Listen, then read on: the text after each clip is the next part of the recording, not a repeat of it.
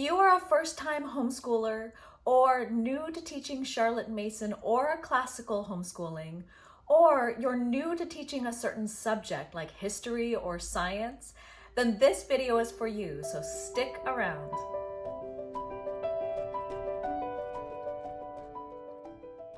I had a viewer ask me some really great questions in a recent video that would have been too much to try to answer in the comments.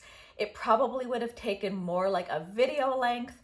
So I decided to answer her back in this video, but I also thought that her questions were really helpful for these categories that I listed at the beginning of the video.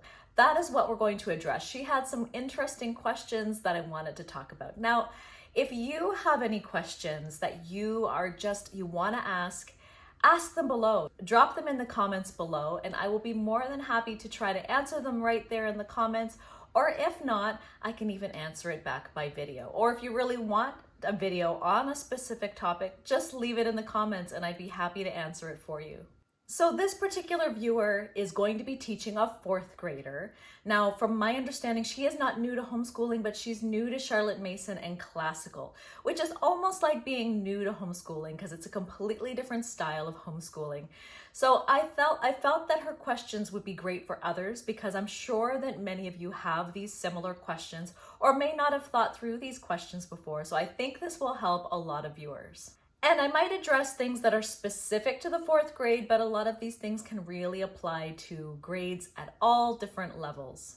So she first made a comment. It really wasn't a question. It was a comment about not understanding how to combine or being interested in combining classical and Charlotte Mason, but really being new to Charlotte Mason and not really understanding classical at all. And so where do you start?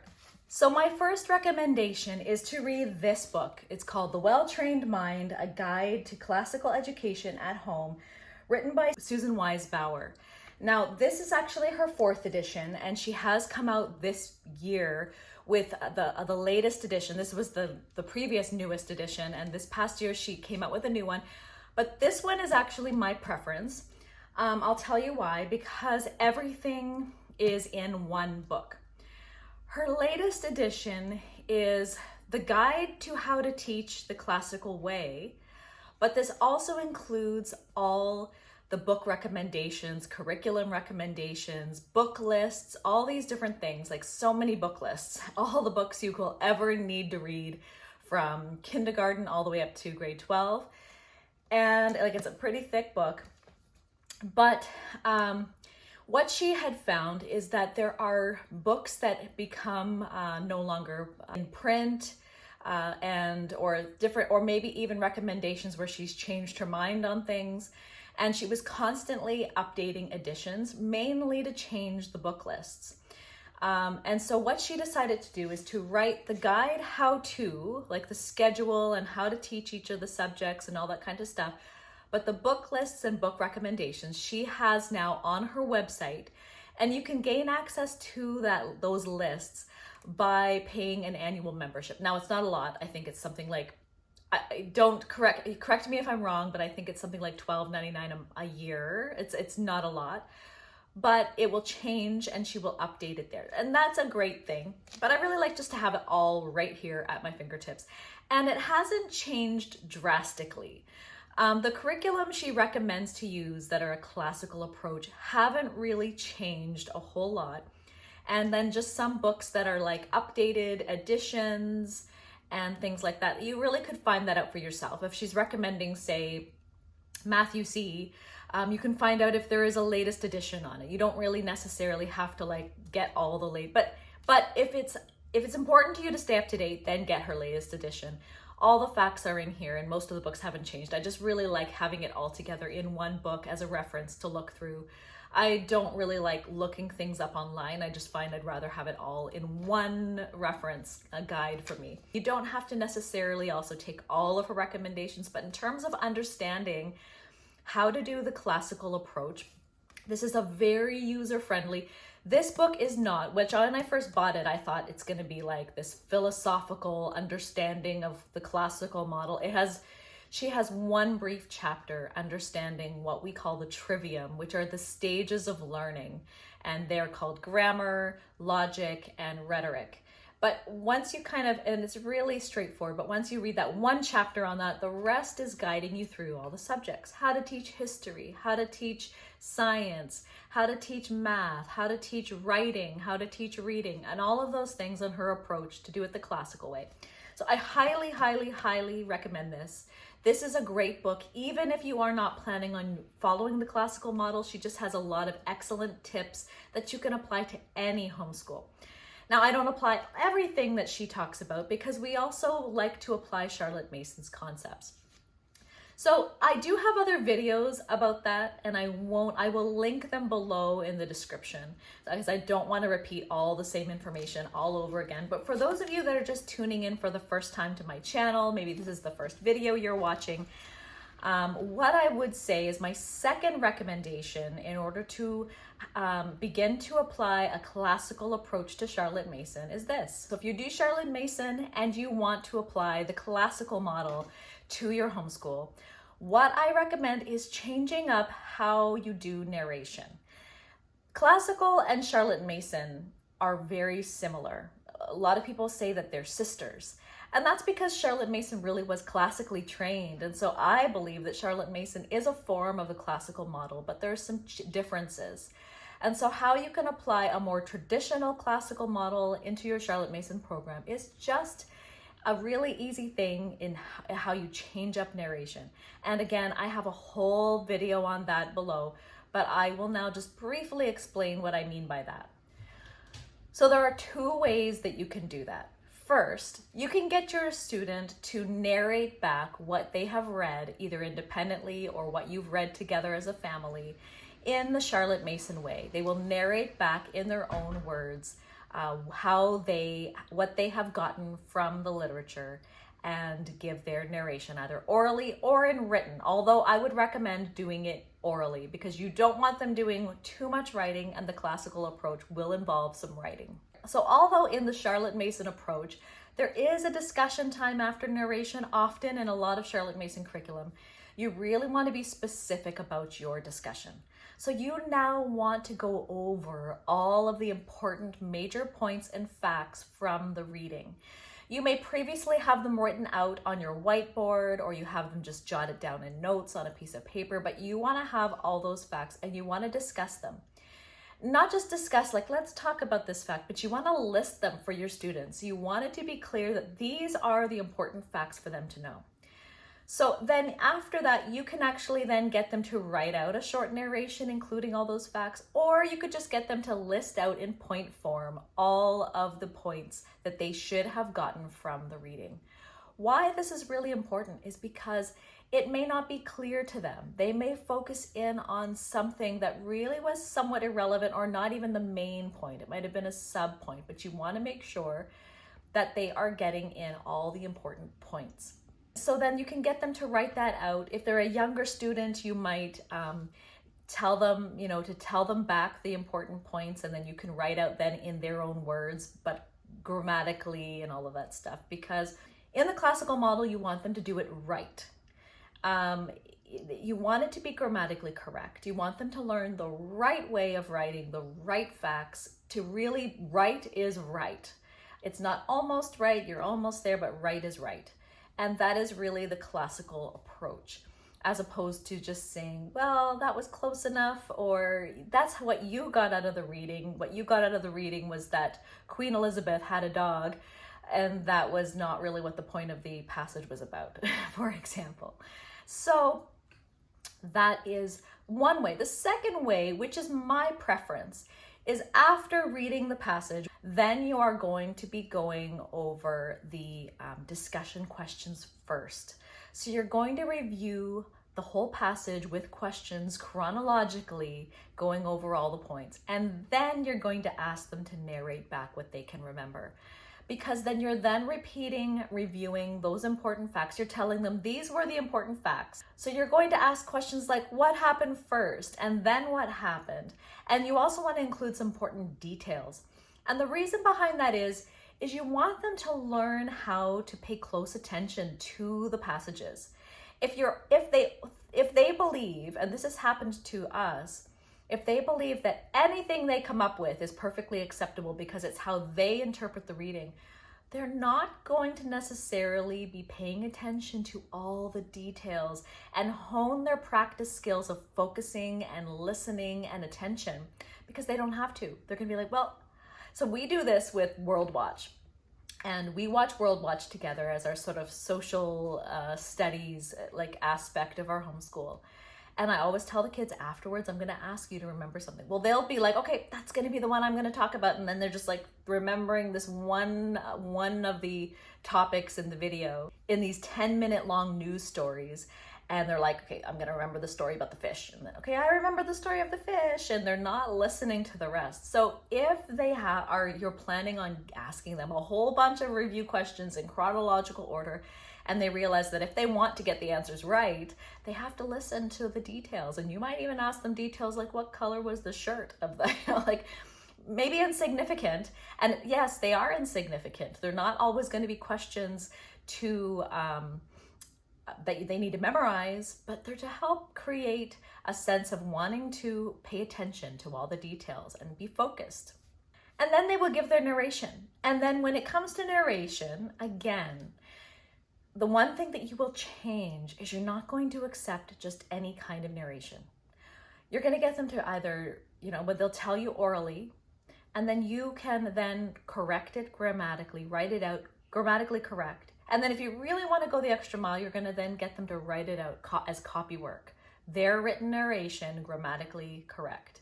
But you're going to correct their narrations in orally and written, because you want to start teaching them how to put proper sentences together. And then even at later stages, how to add more rhetoric to their sentences and all of these kinds of things. So it's really important to not just say, okay, that was great, good job. You want to try to help them work at always improving and maturing and developing their skills. So that really is the point. It's not about like, make sure you know all the facts, because you got to remember this by, of course, they're not going to remember all the facts. And the things that stood out to them the most are going to be the things that they retain and hold on to, as Charlotte Mason says.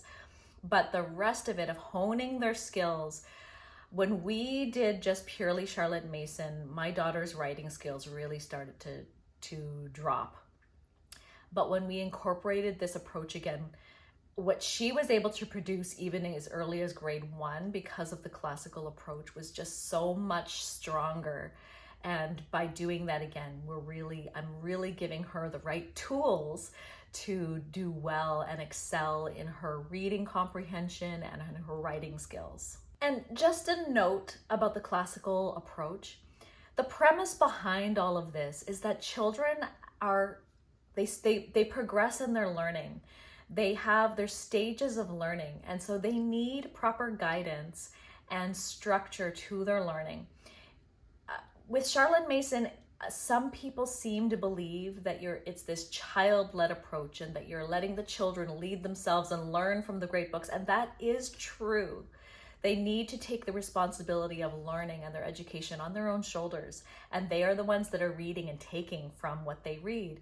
But they also need a little bit of guidance and structure and direction to point them in the right direction of what is actually important from this. Now, they will also come up with their own ideas, and that's great. And they might even find a few things in there that the teacher's guide didn't come up with, and those are great and wonderful. And we're not going to try to stunt that ability, but they also need a little bit of direction and guidance when it comes to reading the great works and writing about them afterwards. And you can see that the classical approach and the Charlotte Mason approach are very similar with just a few slight differences. And if you just make these small little tweaks to your teaching style, you can really help to give your students some really excellent tools to help them grow and learn.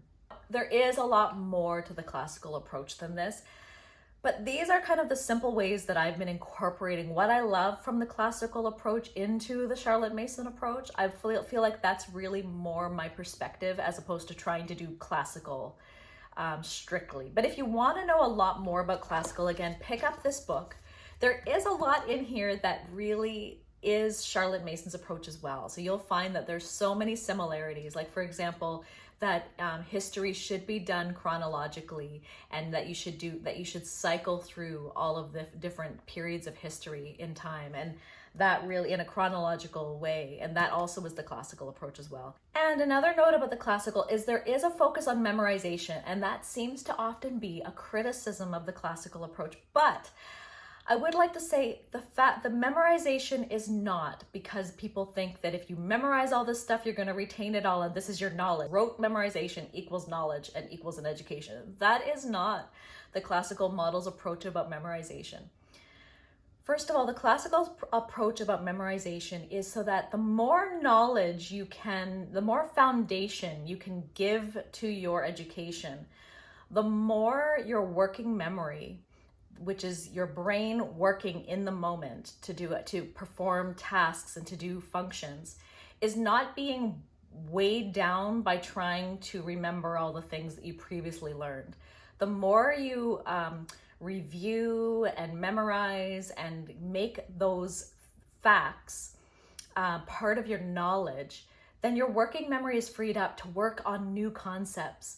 And you can then learn new things, and your working memory can be much more effective rather than being weighed down because you are not retaining what you previously learned.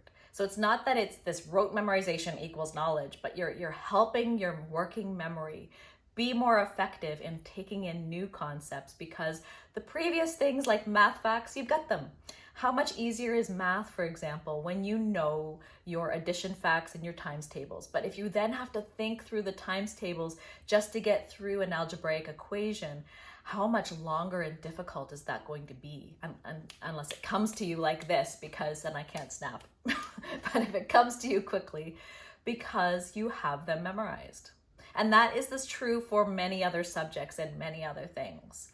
Even memorizing grammar facts and parts of speech and memorizing some scientific principles. Those things become part of your knowledge and help you move forward in those subjects. So the first question that the viewer truly asked, and I'm sorry that one was a little bit long, but I think that's really important to add to that information about classical and Charlotte Mason and how to combine them.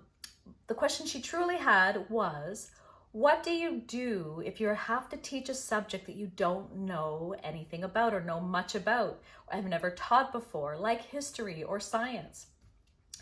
So my first thoughts on that are that most homeschooling curriculum provide you a teacher's guide. If you have a good homeschooling curriculum, it will provide you with the synopsis, it will provide you with review questions, discussion questions, and the answers, so that you are given enough and there's enough hand-holding in there so that you can teach the subjects. Where it can be tricky and difficult is this, and which is why we switched. In Charlotte Mason's Sciences, you are reading living books. You're not reading an encyclopedia type of spine, scientific spine, or a textbook that has all the facts listed for you. You're reading a living book, and sometimes the information, they might say this is the what. Like, for example, we studied the Wright brothers and we discovered that the Wright brothers invented the airplane. And the Alvieri did try to talk about some of those concepts of lift and drag and things like that, but they didn't go into the details about what those things really meant. It was just like, here are some concepts and now let's try them out with, a few experiments. But they didn't really go into the why. And so I felt that I needed to look up more information so I could explain to them what lift was. Like, they really had a diagram and showing lift and drag, but without really explaining in words or details the concepts. And those are things that you would find in an encyclopedia type of scientific spine or a textbook. So where it would be challenging to teach stuff like science, not so much history I find, but science, is if you were just reading science books and then being left on your own to say, now, teach these concepts to your students, like a living book where it's just like a story of a scientist discovering something. And you find out about their discovery, but not like what were the philosophies behind that, and how did they come to that, and what does it really mean, and how do you apply that in real life now? How do you apply those concepts and things like that? So I prefer, if you have never taught science before, if you don't have a science background, I have a science degree, and so for science, it does come a little more natural to me, but science can be a hard subject to teach. I really would truly recommend science curriculum that are more textbook based, like Apologia or Berean Builders, where you are given all of the information and you can list out all the whys and hows to your student. And you can watch videos and links that will help them understand those science concepts. Now, I'll explain that the Charlotte Mason science curriculums aren't doing that because that is not how Charlotte Mason intended for you to learn science. That was not the focus till the later grades. A Charlotte Mason science curriculum would focus that into the Form 3s and Form 4s, but the Form 1s and 2s wouldn't be doing those things yet. But I personally find that a little bit late. You really have to find the right curriculum that does it. And they really most of them do give you enough information. It may seem scary, but enough of the information is there for you to teach the basic concepts. If your kids still don't understand it, well, there are other resources out there, websites, videos. But if the book that you get, like Apologia, they explain things in detail. A science curriculum, Master Books has science curriculums. Like they're not all Apologia. Some people find them a bit more advanced, but they're very, very thorough. I really love them. Master Books, I think, is one that's a science curriculum that's still very detailed, but is a little lighter read, potentially, is what I've heard, but I've never tried it, so I can't really recommend it, but there are a variety out there. But really, don't be afraid to teach science and history. You don't have to be familiar with a subject to teach it. When you are going over the information with your students, I love the fact that we can learn along right beside them. And being an adult, we do find it easier to process information than children do because we just have more life experience and to be able to process new information and help them. And you know what? It's okay to sometimes say to our students, you know what? I don't know about this, but let me get back to you. So we don't need to know everything. And even public school teachers, they don't know everything. They have a curriculum in front of them just like we will, and they won't have all the answers. I taught Shakespeare this past year. I'll be teaching Plutarch. I'm very new to that. I don't have a literary background. And so that is all new to me, but I read books on it. I get different guides. I really do research and try to figure out how to do those things. But when it comes to elementary science, for example, grade 4 for my viewer, I don't feel like you need to prepare yourself too far in advance. You can follow the lesson plans and you should be okay to teach it. History is different. They're just really facts of things throughout history, and you don't have to memorize all the facts, but so many history curriculum out there have all the discussion questions, all of the answers, the map work, all those things that you don't need to know it yourself beforehand. They're not going to ask you, why did this battle happen?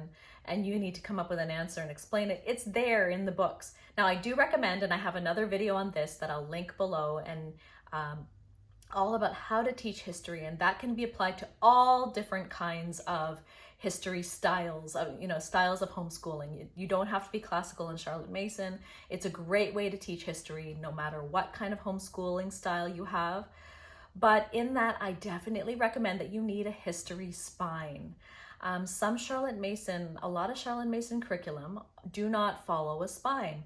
They just read living books and biographies, but I find that it's hard for students, and they'll be within one period the way Charlotte Mason intended, but without the spine underlaying, showing what else is going on in the world at that time, without the bigger picture, sometimes students have a hard time understanding that period and comparing one period to the next. They might not see the drastic differences between ancient and medieval times or early modern times without that spine of all the other events going on at the same time.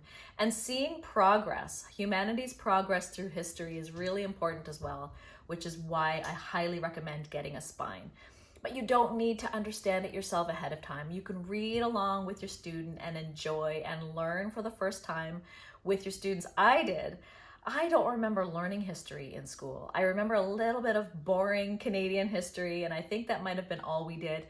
And I don't remember any of it, but I'm loving history now, and I'm learning right alongside my kids for the first time. The next question is, and it's something that's often recommended in Charlotte Mason curriculum, is do you have to pre-read everything? How much pre-reading do you have to do in order to homeschool? And I would say with most curriculum these days, really, you don't have to do a whole lot of pre-reading. I wouldn't say you have to read the books ahead of time before your students. What you do have to do is you do have to look through the lessons so that your lesson time is a lot more effective and efficient. Now you can do that a month ahead of time, a week ahead of time, the night before, but really scanning over the lesson, what you're going to do, what you're going to discuss, what you'll talk about. I really think it's effective to have like a chalkboard or a whiteboard and write out the points that you're going to be discussing, the vocabulary words, having them out there for you all ready and prepared. If you don't have time to do that though, honestly, you don't even need to do that. So many curriculum like the Alviary is just so open and go, where you don't have to do anything. And they have each plan, lesson 1, day 1, lesson 2, lesson 3. You open it, you read it like a script, and you can just read there in front of your students. And all of the subjects can be done that way. I don't believe you do have to pre-read. I do recommend, if you have time, to do some pre-reading in the subjects that are completely new to you. So for me, literature and writing a good paper and things like that, because I have more of a science background in the humanities, I do like to pre-read some things. I am pre-reading Plutarch this summer and the Shakespeare plays. I also am going to be pre-reading our science because I'm going to be doing a bit more of a detailed lesson plan for our co-ops that is not part of the book. I'm going to be doing a little extra. I'm going to be having some quizzes and preparing some questions, pre and post quizzes for our class and things like that. So those will take a bit more preparation. And I do, because we have like 20-minute class time, I really need to know what is important for me to teach from the lesson, because I won't be able to cover everything in 20 minutes and do some activities and experiments and things like that. So I will be pre-reading and pre-planning everything out myself. I won't just follow the book, but you at home, if you can take your time and you have your own students at home, this is for a co-op at home, I wouldn't bother pre-reading science. I would open it up, you determine how long you want each lesson to be and all of those things. I wouldn't say pre-reading is overly important, other than if you are choosing curriculum that doesn't have lessons planned out for you. If the lessons are planned out, and often Charlotte Mason lesson plans are scripted with discussion questions, sometimes they don't have answers. I will say that some Charlotte Mason curriculum don't have the answers for you. They have the questions and no answers. So what I do in those situations is I look at the discussion questions ahead of time, and as I'm reading, I highlight or make a note of the answers as I see them in the text so that I can answer them, because it does seem a bit, ill-prepared to not know the answers ahead of time. But again, if you look at them up together, or say, well, okay, if you don't know the answer, let's find it. Let's go back and look through the passage together, or you look for it, you come back and tell me what the answer is. It's fine, because that's actually giving the learning responsibility to your students. It's gotten dark all of a sudden. I think there's going to be a storm outside, so if you can't, hopefully you can still see me.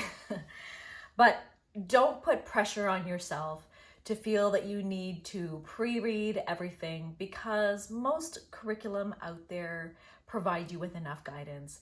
So the next question was, when do you start independent reading? And when they are reading independently, independent learning, how do you know how much they're understanding and if what they're narrating back to you is correct? And I think that's a great question, because we've all probably thought that. We've all wondered, are our students really telling us back the right information?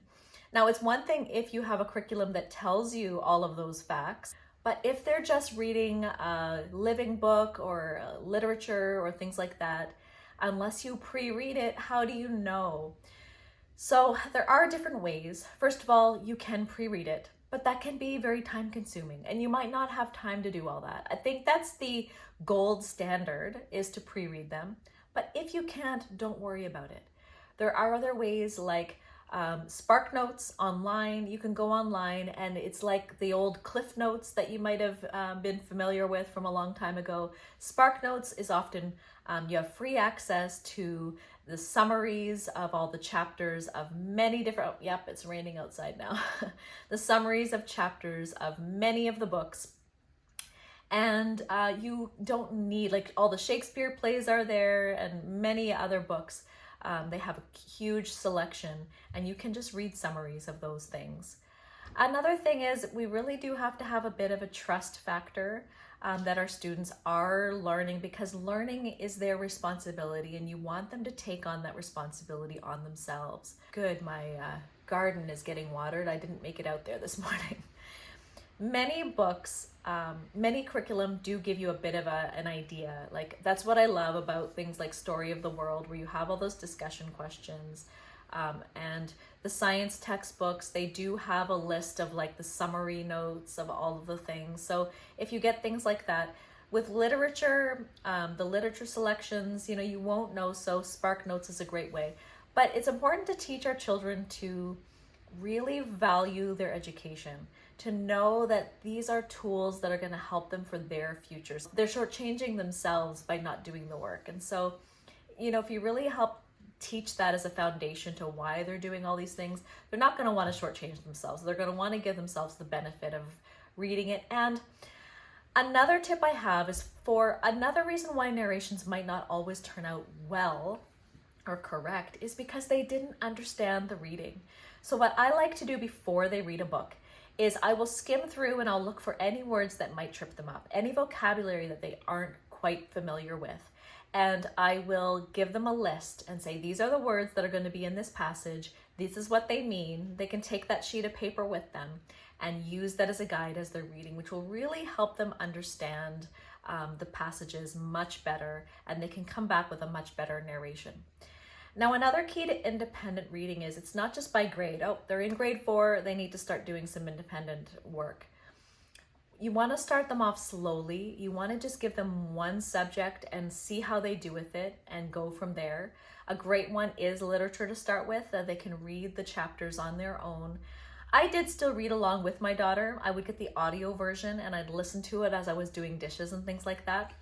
That is very helpful, just to make sure that because especially if it's their first time, that they are understanding and comprehending the storyline, and you can go along with them and be a kind of a judge of whether they are understanding it or not without judging them. Like, just let them read it. With literature, they really can write any narration. It doesn't have to be factual because it's a fiction. But you do want to make sure that they are understanding the general storyline.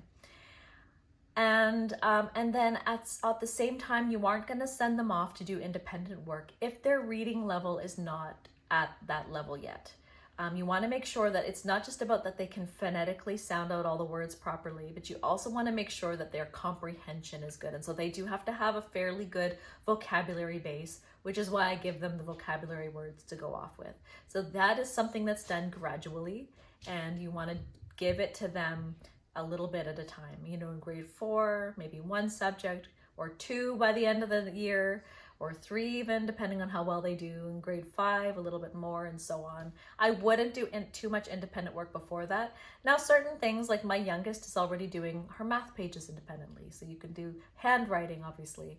There's certain things they can start taking on and teaching them how to do independent things as early as grade 1, and even kindergarten, the little stuff. The last question she had was, how long does it take you to get school done in a day? Now, of course, that is going to vary from student to student. Charlotte Mason does describe how long each class time should be, as does the classical model. But I personally don't like to follow the classical model's timeline because it just would take way too long. But even Susan Weisbauer has said that she doesn't necessarily follow these times. I believe she was told she had to include times for the publisher, and they just seem way too long. I really much rather Charlotte Mason's approach. And so based on that, now if you're not familiar, if you don't know, so the Alviary does have all the times, but that of course is by membership. So I do have a video, which I'll link below, where I do have slides where I go over all the times for every subject for every grade. I believe I have that down below. And but if not, Ambleside Online does give you all of that information as well. You can find out how long each subject should take. But the question was, how long do I take? So I do have 2 students, and right now we do school for about 2.5 hours in the morning, and then about an hour and half an hour to an hour after lunch. We take an hour-long lunch break. So in total, we take about 2.5 to 3.5 hours of school at the most for 2 students.